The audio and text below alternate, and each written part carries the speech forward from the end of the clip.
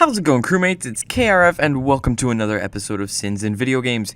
So, I didn't like how the Sins in Sonic music turned out and how the Sins in Fire Emblem turned out either. So I had an idea, a specific sin across multiple games. This is the fifth installment in a series meant for gamers, Christians, and the curious, where we basically use the Bible to determine whether something in a video game is a sin, but today is a bit different. Usually these videos are in a checklist fashion. I've already covered the fact that magic is a sin and dragons are demons, but did I really talk about how bad they are? Well, we're not talking about consequences of these things today, but instead we'll be looking at false gods and idols in video games, and what the Bible says about worshiping them.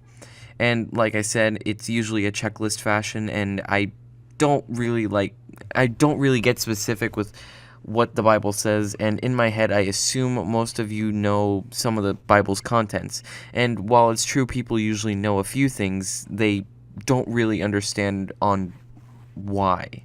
So I found a few verses in the Bible that talk about worshiping false gods. And before we start the video, I want you all to hit the like button, subscribe, and also share this video, and hit the I card in the top right corner on which game should be next in this series, Shovel Knight or Undertale. Now, on with the video.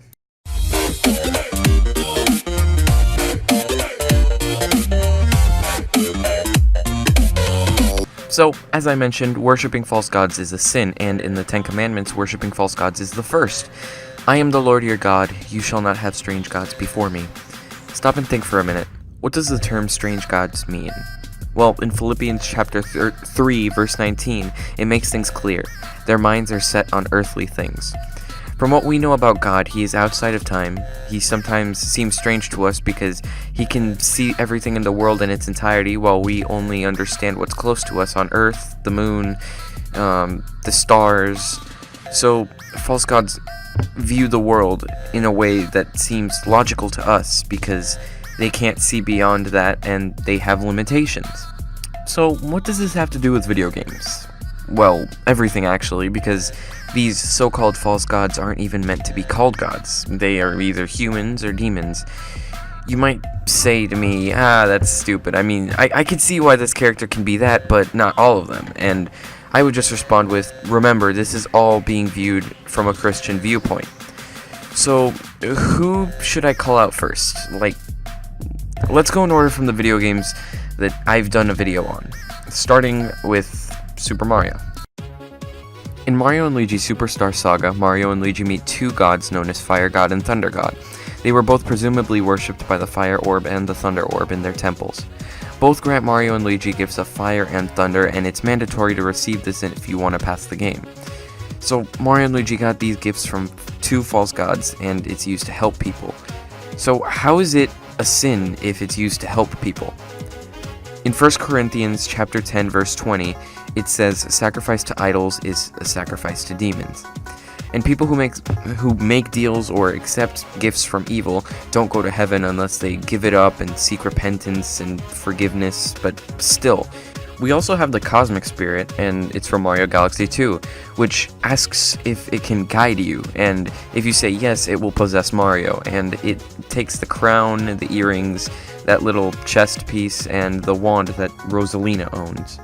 Also, in Mario & Luigi Bowser's Inside Story, we have the Dark Star and the three sages that sealed it away. The entity known as the Dark Star created Dark Bowser, and the Dark Star is the heart of Dark Bowser. And it fused with Fawful, a reoccurring character in the Mario & Luigi games, and their goal is to cover the world in darkness and rule over it.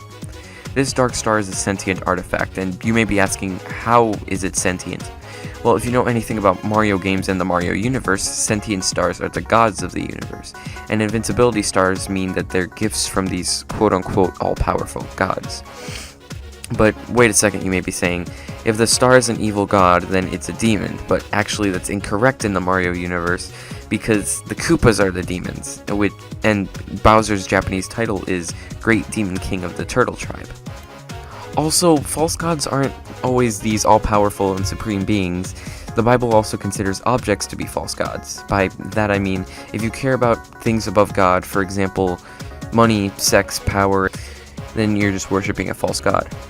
So, I give you some examples of objects as false gods, So when I show you this character, then you'll know the victim of one of the examples I mentioned. We all know he only cares about money, so like that's the thing. So it's time to move on to the video game series of my childhood.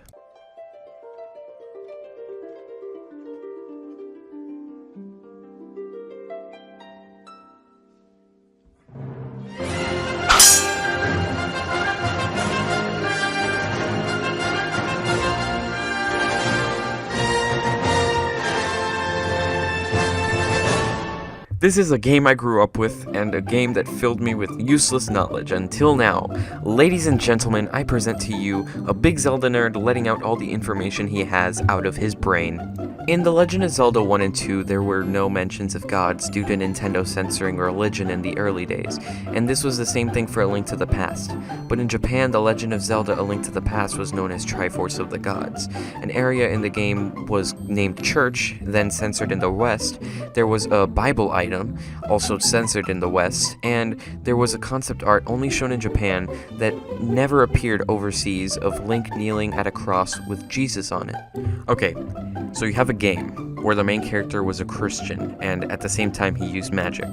Magic isn't something that comes from God. Jesus even said, one cannot serve God and mammon, and in 1 Corinthians chapter 10 it says, you cannot drink the cup of the Lord and the cup of the demon.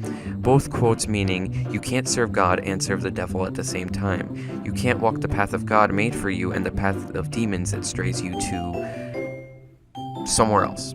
In Zelda games, you have sages, you have 3 golden goddesses, you have a goddess of time, you have a mask created by a cult, you have fairies, you have great fairies, you have fairy queens, you have a demon and his reincarnations, and an army that serves them.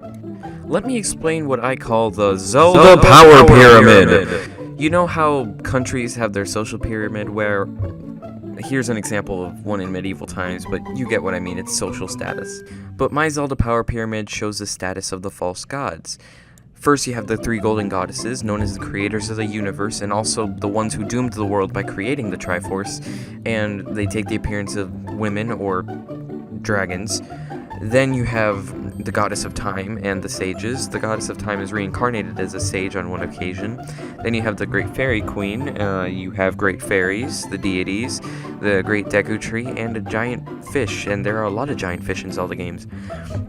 And then you have Ganon and Majora's Mask, Ganon being the reincarnation of a demon Demise, and what wants to destroy and conquer the entire world, while Majora is a cursed mask made by a cult, and God tells people in the Bible not to get involved with the cult. Romans chapter 1 says that people who worship false gods are impure. In the ending of Minecraft, there are 2 beings, one being speaking in blue text and one being speaking in green text. Now, you never actually see them, but they claim to be the gods of this universe, and they speak to you, and I don't really want to get too in-depth in this, but Game Theory actually did a full video on this, so link in the description to that below. And we have Pokemon, more specifically, legendary Pokemon. This picture over here only depicts the Pokemon from the first 5 generations, and currently there are 7. So, Pokemon has a story on how the world was created, but instead of telling the story of creation, I'm going to tell you what each legendary does or did. I already mentioned legendaries in the first episode of Sins in Pokemon, which, I'm going to have a follow-up to that. And if you could watch the first part if you want. So I'm going to start with Generation 2 in this video, starting with Riku, Entei, and Suicune. They were 3 different Pokemon who were trapped in a fire, but then a Pokemon named Ho-Oh turned them into 3 powerful beasts.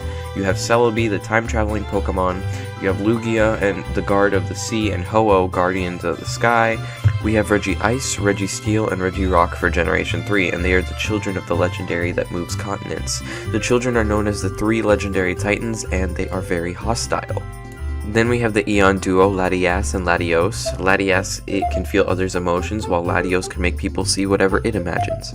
Jirachi is the wish-granting Pokemon, and next you have the Weather Trio, Groudon, the land Pokemon, Kyogre, the sea Pokemon, and Rayquaza, the sky Pokemon. And finally, for Generation 3, you have Deoxys, the DNA Pokemon, and it has 4 forms. It has its normal form, its attack form, its defense form, and its speed form. Now for Generation 4, we have the Lake Guardians, Azelf, I'm sorry, I can't pronounce the other 2, Misprit and Uxie. And then there's the creation trio. Dialga is the time Pokemon, Palkia is the space Pokemon, and Giratina is the antimatter Pokemon, although its powers seem to be more about gravity, so I like calling it the gravity Pokemon. Then we have Darkrai and Cresselia, and they are both dream Pokemon, Darkrai being the Pokemon of nightmares, and Cresselia being the Pokemon of good dreams. Next we have Heatran, and it's the embodiment of the planet's boiling core, and it's born around the same time as Dialga and Palkia. Next we have Regigigas, and it is said to have moved continents in place, and it apparently pulled the continents by a rope, and it also created the legendary Titans. And the last of Generation 4 is Shaman, and it is the Gratitude Pokemon, and it has two forms, its land form and its sky form. Now for Generation 5, we have Reshiram, Zekrom, and Kyurem, and these three dragons were once one single dragon, but then they split.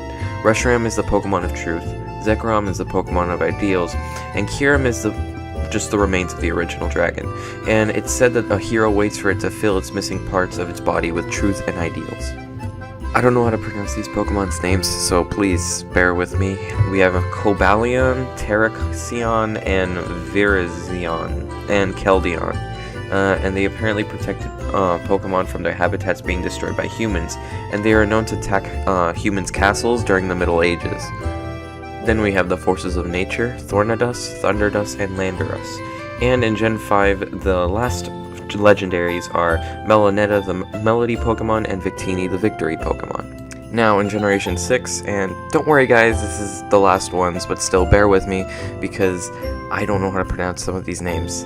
Now you have Exorbees, and it's the Pokemon of Life, and you have Yveltal, and it's the Pokemon of Death. You have Zygarde, and that's a Pokemon that brings order between both of them, and Zygarde has 3 other forms. And then there's Hoopa, the Mischief Pokemon, and finally we make our way to Generation 7. First you have Sylveon, and it's a Pokemon that was created in a lab and it was supposed to be like Arceus. And I know Arceus is a Gen 4 legendary, but I want to save him for last. And then you have the Guardians of the Island of Alola, Tapu Koko, Tapu Lele, and Tapu Bolo, and Tapu Fini, and you have the Ultra Beasts, and they aren't really considered legendary Pokemon, but instead they are powerful Pokemon from other dimensions. I'll only list the important ones: Cosmog, Cosmion, Solgaleo, and Lunala. And last you have the Ultra Beast known as Necrozma, and it's the Pokemon that steals light. And I also forgot there's Marshadow, but it's not really important. So that was all the legendary Pokemon, but who created them? Well, Arceus was the Pokemon born from a single egg, and the entire world was created, and that's about it. So that's all the games I've done on the channel. Now what? Well, before moving on to the next games, I feel like I should address something. I am a fan of Nintendo games, and as a Christian and as an individual, I want to share these facts to the world. Another thing is that I'm not trying to send a hateful message toward Nintendo or any video game companies. This also includes content creators on YouTube. Before I dedicated my life to my religion, I never wanted to, because I thought I'd have to give up all the video games I liked, all the shows I liked, but then I learned that that's not the case. I learned that I could still like these things, but I know when I've gotten too far into them, and that's when I have to give it a break or stop for a while.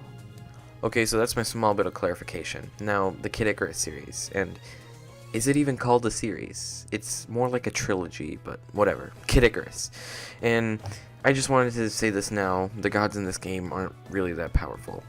I mean, an angel defeated like about 5 on his own, so here are the gods of Kid Icarus. First we have Palutena, the goddess of light and ruler of the sky world, and we have Medusa, the goddess of darkness. Hades is the lord of the underworld, and his underworld army is made up of monsters that were created by the souls of humans. Viridi is the goddess of nature, and she commands the forces of nature, and she sees mankind as her enemy. Pandora is the goddess of calamity, and Pandora is a commander of the underworld. Pyron is a self-proclaimed sun god, and Pyron has a strong sense of justice and possesses vast knowledge of the Aurum, a beacon of destruction and corruption. The war between Palutena's army and the forces of nature and the underworld's army attracts them to the overworld. Thanatos is a god of destruction, and he's a commander of the underworld army. Thyntos is the god of the forge, and Thyntos is capable of creating powerful weapons and replicas of enemies. And finally, Poseidon is the god of the sea, and Poseidon prefers to remain a neutral party in affairs of others. The final Nintendo game I want to cover is Xenoblade Chronicles, and more specifically the main character Shulk. Around the end of the game, Shulk is given the power of a god, and with this power, he wishes that the world had no god, and in doing so, all the events of this game basically never happened. And from what I know about Xenoblade Chronicles, it's about a world that you think has a god or something, but then you find out in the end it was just a bunch of scientists that kind of restarted the whole world and created their own. So this video is getting kind of long and it's very delayed. I had to record these between a long period of time. So today is December 24th and it was stupid of me for procrastinating and stuff. So I'm sorry if this video, the last parts of the video seem a bit rushed. And the last thing I do want to cover is Undertale. And Undertale right now is my most watched video, and it is currently old and cringy, and it's just a really bad timeline theory. And let me tell you, the comments don't really agree with what the video said. And yes, I understand that to you Undertale isn't dying, but let's be honest, there's not that much content except that new dog shrine and a Japanese translation. So I don't know if this is really two false gods or one false god in this game, since they're basically the same person. But Flowey and Azrael. Now, Flowey, when he has 6 human souls, which apparently if you have 7 of them you become a quote-unquote god, because you are able to control time and space throughout the entire game, or whatever. I don't want to get too into it, I'm going to get more hate comments from Undertale fans. But Flowey gets 6 souls, he has some power, he has power over time and space, but he has more power over time and space when he gets all 7, and then he turns back into his original monster form. And I don't want to keep speaking about this because Undertale fans, they get pretty triggered. And we're done. Thank you all so much for a great 2017, and I hope you enjoy your Christmas. Merry Christmas, crewmates, and God bless you. Enjoy.